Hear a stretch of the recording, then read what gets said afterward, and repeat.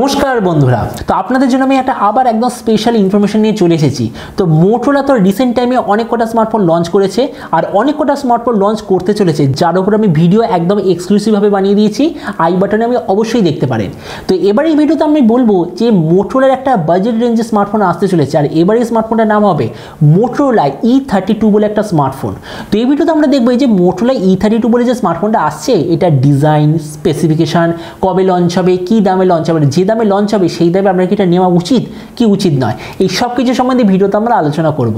তো চলুন শুরু করা যে ভিডিওটা কোনো সময় নষ্ট না করে, আপনি যদি গ্যাজেট ওয়ার্ল্ড বাংলা চ্যানেলে প্রথমবার আসেন আর এরকম বাংলা টেক ভিডিও ডেইলি দেখতে চান, তাহলে gadget world Bangla channel subscribe অবশ্যই করে নেবেন। তো প্রথমত আলোচনা করবো এটা ডিজাইন সম্বন্ধে।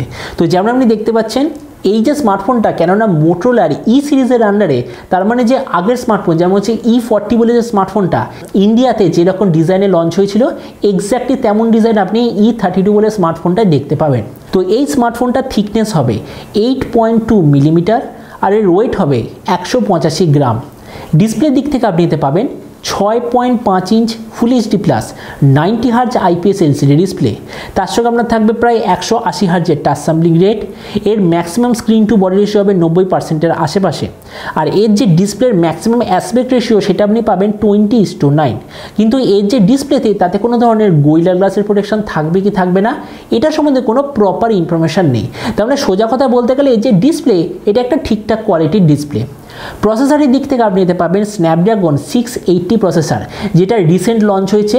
খুব বেশি পাওয়ার এফিশিয়েন্ট, মানে ব্যাটারি সেভিং করার মতো প্রসেসর, কিন্তু এর যে পারফরমেন্স এটা অত ভালো নয়। ক্যামেরার দিক থেকে আপনার এতে থাকবে 50, 2 আর 2 মেগাপিক্সেলের ব্যাক ক্যামেরা, তার সঙ্গে 8 মেগাপিক্সেলের ফ্রন্ট ক্যামেরা। এর যে ব্যাক ক্যামেরা সেটার মাধ্যমে আপনি ফুল এইচডি 30 fps ভিডিওগ্রাফি খুব সহজেই করতে পারবেন, কোনো ধরনের সমস্যা এতে হবে না। তো এই যে স্মার্টফোনটা বলা হচ্ছে শুধুমাত্র একটাই ভেরিয়েন্টে লঞ্চ হবে, যেটা হচ্ছে 4GB র্যাম 64GB মেমোরি। এর র্যামের কোয়ালিটিটা হবে LPDDR4X আর এর মেমোরি কোয়ালিটিটা হবে UMCP কোয়ালিটি স্টোরেজ। আর UMCP কোয়ালিটি স্টোরেজের মানে হলো এটা আসলে UFS 2.1 আর UFS 2.2 এর একদম মাঝের স্টোরেজ। আর এর সঙ্গে আপনি অবশ্যইভাবে হাইব্রিড কার্ড স্লট আর 2GB অবধি এক্সট্রা ভার্চুয়াল র্যামের অপশান পাবেন। তো ব্যাটারি দিক থেকে আপনার এতে থাকবে 5000 mAh ব্যাটারি, তার সঙ্গে 18 ওয়াটের চার্জার। আর যে কানেক্টিভিটি সেটা আপনি পাবেন USB Type-C। তো এবার এই স্মার্টফোনের বাকি কিছু ফিচার হলো যেতে আপনি Android 12 পাবেন আউট অফ দ্য বক্স, যেটার ইউজার ইন্টারফেস হবে totally stock Android, 3.5mm jack, IP52 water and dust protection, NFC support আর রিয়ার মাউন্টেড ফিঙ্গারপ্রিন্ট সেন্সার আর সিঙ্গেল স্পিকার, এই সবকটা ফিচার আপনি এতে দেখতে পাবেন। তো এবার সবচেয়ে মেন জিনিস, এই যে মোটোরোলা E32 কবে লঞ্চ হবে, কি দামে লঞ্চ হবে। তবে দেখুন, এপ্রিল মাসে লঞ্চ হবে না, এটা তো আপনাকে গ্যারান্টিড বলতে পারি। আর মে মাসের দিকেও বলতে গেলে ধরে নিন মে মাসের একদম লাস্টে অথবা জুন মাসের স্টার্টিং এই স্মার্টফোনটা লঞ্চ হওয়ার সবচেয়ে বেশি চান্স। আর আপনি যদি এটার প্রাইস সম্বন্ধে বলি, তো আমার সোর্সের তরফ থেকে আমি এরকম জানতে পেরেছি এই স্মার্টফোনটা ইন্ডিয়াতে লঞ্চ হবে 11,000 টাকার আশেপাশে। আর আপনি যদি ভিডিওটা বাংলাদেশ থেকে দেখে থাকেন তাহলে ধরে নিন বাংলাদেশে স্মার্টফোনটা লঞ্চ হবে ওই 16,000 বাংলাদেশি টাকার আশেপাশে। তো এবার সব ভিডিওর মধ্যে এই ভিডিওটা আপনাকে জানাবো এই যে স্মার্টফোনটা যে আসতে চলেছে, আপনার কি স্মার্টফোনটা নেওয়া উচিত নাকি সেম প্রাইস পয়েন্টে অন্য কোনো স্মার্টফোন নেওয়া উচিত। দেখুন, প্রথমত দেখবো 11,000 টাকায় অ্যাকচুয়ালি কী কী স্মার্টফোন নেওয়ার মতো আছে।